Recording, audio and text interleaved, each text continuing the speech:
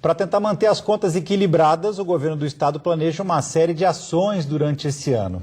E a primeira delas é a que mexe com a estrutura administrativa do governo, reduzindo o número de secretarias, por exemplo, e isso cria condições para diminuir também o número de servidores e, por tabela, o custeio, né? O que se gasta mês a mês. O projeto deve ser encaminhado para ser votado na Assembleia Legislativa amanhã. Está com a gente aqui o secretário de Governo de Gestão Estratégica, Eduardo Riedel. Então você sabe, pode mandar também as suas perguntas pelo WhatsApp, 99804-4400. Bom dia, secretário. Bom dia, Ricardo. Bom dia, Mauri. Secretário, existe essa expectativa de o projeto chegar na Assembleia já desde o início dos trabalhos lá no Legislativo, né? Vocês estão formulando ainda esse projeto. O que já está definido que vai entrar nessa reforma?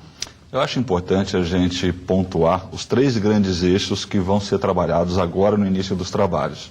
O primeiro, como falado pelo Ricardo, é a reforma administrativa, a lei interna. E vai o projeto de lei ainda essa semana.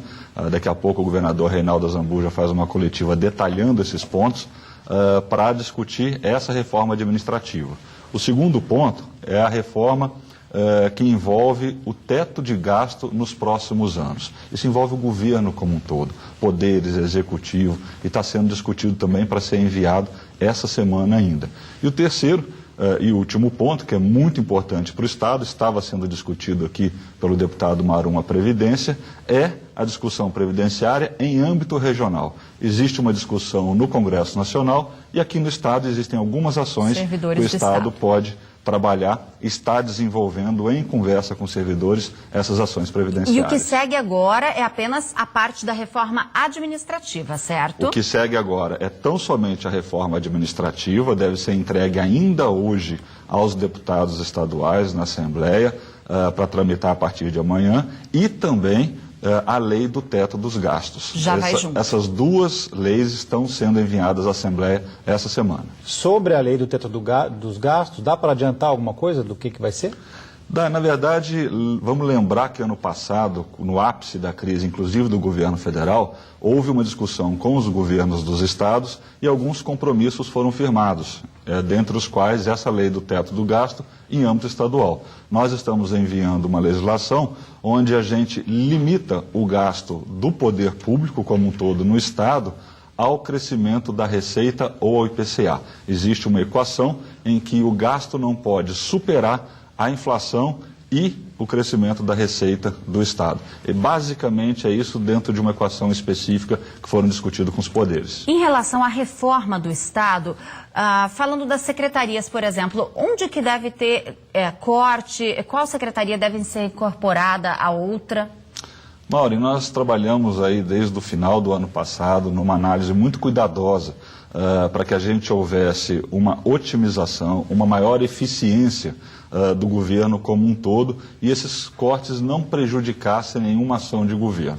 Então, na verdade, nós vamos ter fusão de estruturas, não tem corte de ação ou de estrutura objetivando o serviço. E essas fusões elas vão se dar no âmbito do desenvolvimento, que pega toda a CEPAF, toda a CEMAD, com áreas como turismo, ciência e tecnologia, numa nova secretaria, que irá trabalhar e abranger as ações dessas secretarias. Nós estamos trabalhando também a Secretaria de Infraestrutura junto com a Secretaria de Habitação, é outra discussão importante e que ajuda a otimizar os trabalhos do governo. E a Secretaria de Governo com a Casa Civil também vai haver uma fusão e uma junção de atividades em relação às 2 funções dessas secretarias.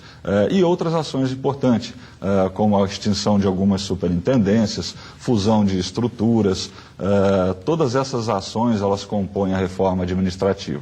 Nós vamos detalhar logo mais tudo isso, são várias ações que importam numa redução significativa de expressão para gasto do governo, no momento onde nós começamos o ano sofrendo muito com a redução muito expressiva da arrecadação do gás. Nós tivemos a metade do volume em janeiro importado, referente à média do ano passado. Secretário, essa fusão de secretarias, esse enxugamento da máquina vai levar também à demissão de servidores comissionados, que são aqueles cargos de confiança, de livre nomeação, que não são os concursados. Já se fala em torno de 1.000 esse corte. Já existe esse número definido e isso, de alguma maneira, não pode prejudicar o atendimento da população? Não, Ricardo, não vai prejudicar em nada, né? De fato, nós estamos trabalhando com essa expectativa de aproximadamente 1.000 temporários e comissionados, né? São aqueles servidores que não fizeram concurso público, que não estão em regime de estabilidade no Estado, e nós vamos conseguir fazer essa redução sem prejudicar o serviço final. Isso muito em função dessa otimização de estrutura, né? A gente trabalhou bastante para que ocorresse essa situação. Não é interessante para o governo do ponto de vista de trabalho, mas a gente tem que avançar seguindo, porque nós temos que enquadrar o tamanho do Estado ao tamanho do seu orçamento. Não pode ser diferente disso. A gente tem até o Walter Ferreira participando com a gente. Ele perguntou dos cargos, o senhor já explicou que serão comissionados e temporários. E sobre o teto dos gastos públicos, vai tratar dos investimentos reais para benefício da população em geração de emprego e serviços básicos. Então, esse teto, ele vem delineando onde é que deve ser reduzido ou não? Sem dúvida, né? O Estado ele tem suas prioridades. E é importante dizer que quando você fixa o teto, você tem verbas específicas. A verba, por exemplo, do investimento a que ele se refere, ao ambiente de atração de investimentos, isso não é afetado de forma nenhuma.